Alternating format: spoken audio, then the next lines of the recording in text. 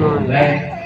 देखो इसमें ध्यान की बड़ी महत्ता है और स्पीकर के प्लेयर है कि सही दे ध्यान नाम से प्रेम से भगवान की प्राप्ति की है। फोटोग्राफी सही कर से इसीलिए वीडियो हम अलग हो लोगों ले का हैं कर्तव्य है तो अपन कि कर हम सकते लोग गुरु के संतान अंश हैं, हम लोगों को भी चिंतन करना चाहिए।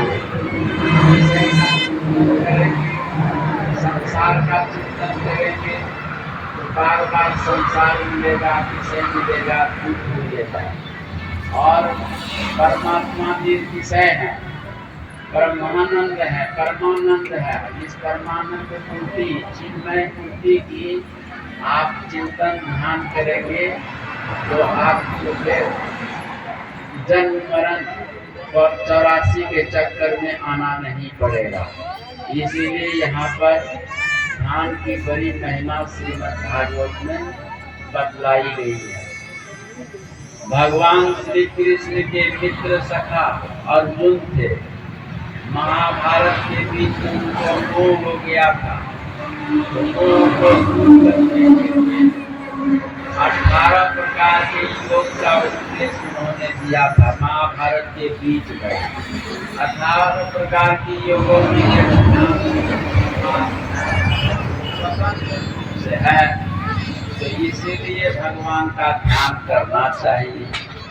उद्धव जी अंतिम समय में भगवान श्री कृष्ण जब शरीर परित्याग कर रहे थे, उस समय में जाकर उद्धव जी मिले तो उद्धव जी बहुत रोने लगे, बहुत तिलकने लगे। तो उस समय में भगवान ने 11 स्कंद मैंने 11वां स्कंद में केवल ध्यान और प्रभु का उपदेश किया है। उद्धव जी आप मेरा ध्यान करते हुए मेरा प्रचार करिए, लोग इस ज्ञान को जान जाएंगे तो लोग सदा के लिए सुखी हो जाएंगे। ये उद्धव जी को अंतिम समय में उपदेश दिया। जिस समय भगवान कृष्ण इस धराधाम वसुंधरा को छोड़कर गोलोक धाम जा रहे थे। और यहाँ पर श्रीमद् भागवत ग्रंथ है। ऋषियों ने प्रश्न किया है कि भगवान श्री कृष्ण 125 वर्ष इस धराधाम वसुंधरा में रहे धर्म की स्थापना के लिए और दुर्जनों अधर्म का नाश करने के लिए, तो करके फिर भगवान कहाँ समा गए? तो ऋषियों ने सुखदेव जी से प्रश्न किया। सुखदेव जी ने कहा कि ऋषिवरों, वो भगवान कहीं नहीं गए हैं, समाये हुए हैं। तो इसीलिए श्रीमद् भागवत की कथा जब होती है कहीं पर, तो भगवान कृष्ण को स्थापित करके होती है। तो श्रीमद् भागवत की स्थापना करने का मतलब भगवान श्री कृष्ण की स्थापना करना, उनको साक्षी रख करके यह कथा का वर्णन होता, निरूपण होता है।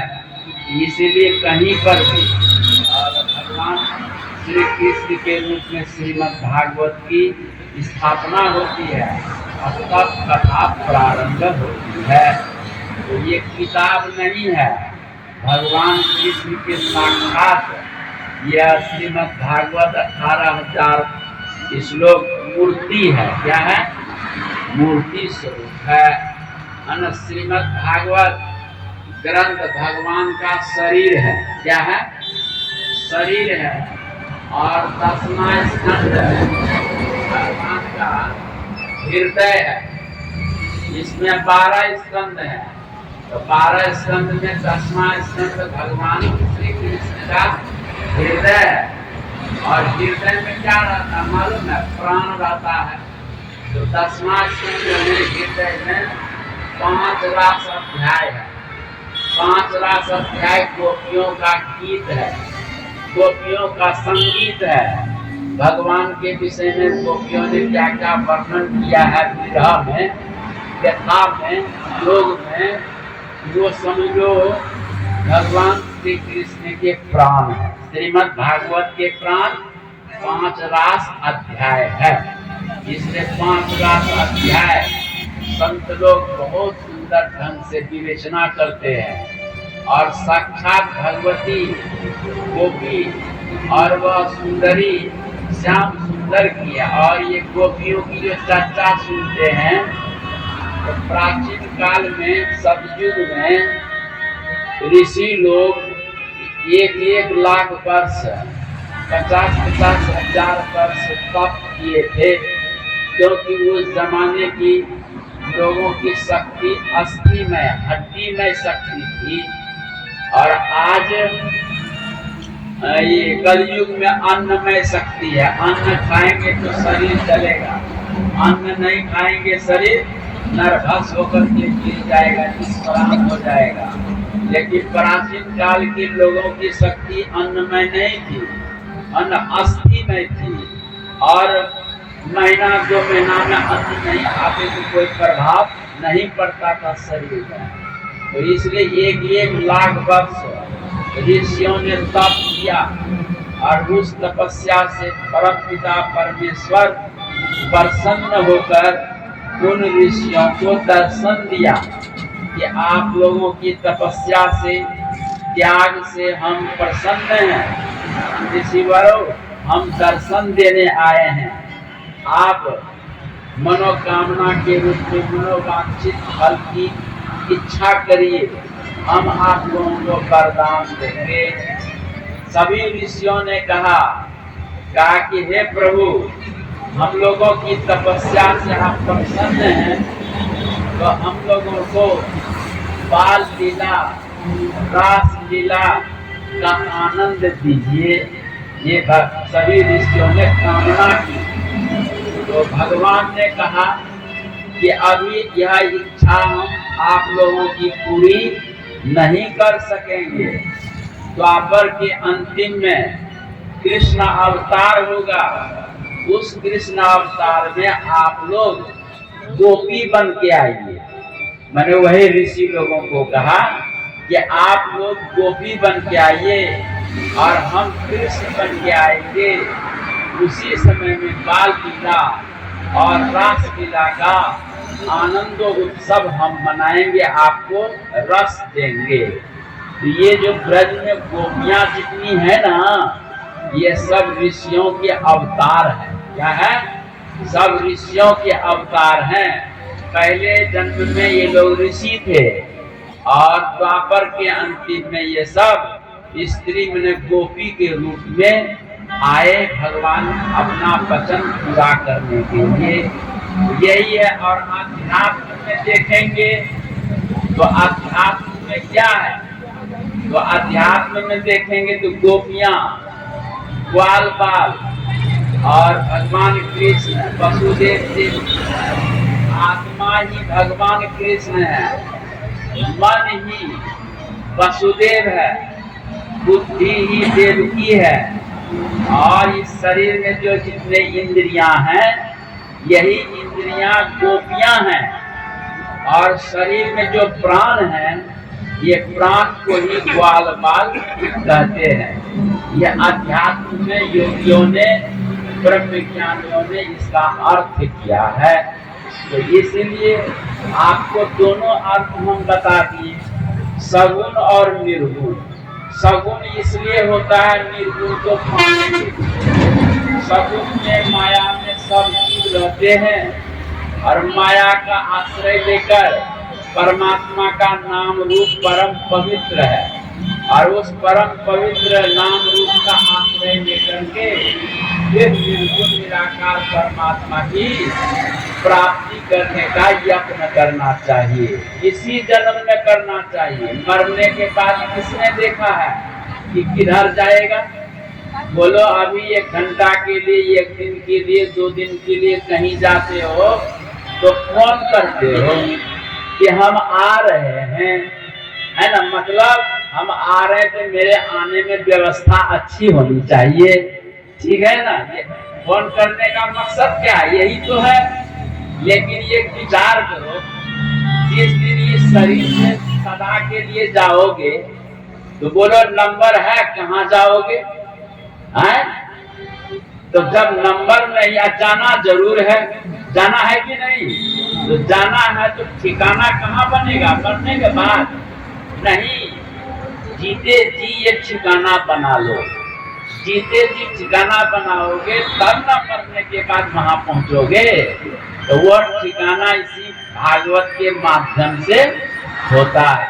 और वो ठिकाना का उपाय यही है कि 5 पापों को छोड़ दीजिए और रोज भगवान का नाम रूप जो आपको श्रद्धा हो। यदि आप गुरु के शरण में नहीं गए हैं और आप मन इच्छा से, तो जो भी नाम आपको पसंद हो, जो भी रूप आपको पसंद हो, उस पसंद के अनुसार आप सुमरन भजन करना शुरू कर दीजिए। तो मरने के बाद आपका ठिकाना लग जाएगा। यदि आप नहीं करते हैं, केवल बच्चा को लेकर, माया को लेकर, परिवार को लेकर रूठ बैठ रहे हैं, तो यह परिवार आपको सब दिन साथ नहीं देगा। लोग कहते हैं ब्याह शादी में ये जन्म गांठ बांधते हैं, पति पत्नी का बांधते हैं ना, ये जीवन संगनी है, जीवन साथी है। तो बोलो साथ निभाते हैं। किसी का पति पहले मर जाता है, किसी की पत्नी पहले मर जाती है, कोई साथ। लेकिन पंडित जी जो संकल्प विवाह में कराते हैं, ये झूठा है कि नहीं है? जीवन साथ में निभाते हैं। तो इसीलिए एक दिन साथ तो किसी का करोगे, छोड़ना ही पड़ेगा। ये संसार का नियम है। उससे बढ़िया गोपियों के तरह किसी को साथी यदि बनाना है, तो वो साथी है भगवान कृष्ण। समझ गए? भक्ति को साथी बनाओ, तो ये जन्म में, दूसरे जन्म में भी वो मेरे साथ में रहेंगे। जब तक मुक्ति नहीं मिलेगी तब तक वो साथ ही साथ रहेंगे। तो ऐसा ठिकाना इसी जन्म में बनाना चाहिए, मरने के बाद नहीं बनेगा, याद रखना। इसलिए घर परिवार, बाल बच्चे और धन दौलत का गुमान मत करना। समझ गए? अहंकार मत करना, क्योंकि शरीर नहीं रहेगा तो धन दौलत परिवार तुम्हारे किस काम के आएंगे। तो इसलिए कभी कभी चिंता करना भगवान के नाम के लिए कि प्रभु आपने शरीर दिया, अब ये शरीर तो हमने पा करके कुछ भी नहीं किया, न सुमरन किया, न नाम भजन किया, न कोई उपासना व्रत, न कोई साधु संत की सेवा की। इसलिए हे प्रभु आपसे प्रार्थना है कि मुझे ऐसा कोई मौका दीजिए, अवसर दीजिए, ताकि मैं आपके भक्तों की सेवा करूं और आपका नाम सुमरन करके इस दुखालय रूप संसार से मैं तर जाऊं। लेकिन आप ये मौका देंगे तभी हम कुछ कर सकते हैं, नहीं तो हम सांसारिक चीज क्या कर सकते हैं? सांसारिक चीज के पास तो अनेक काम है, अनेक वासनाएं हैं, इच्छाएं हैं। उन्हीं इच्छाओं के सांसारिक जीवन में सारा व्यर्थ हो जाता है। इसीलिए मन ये तो दिन का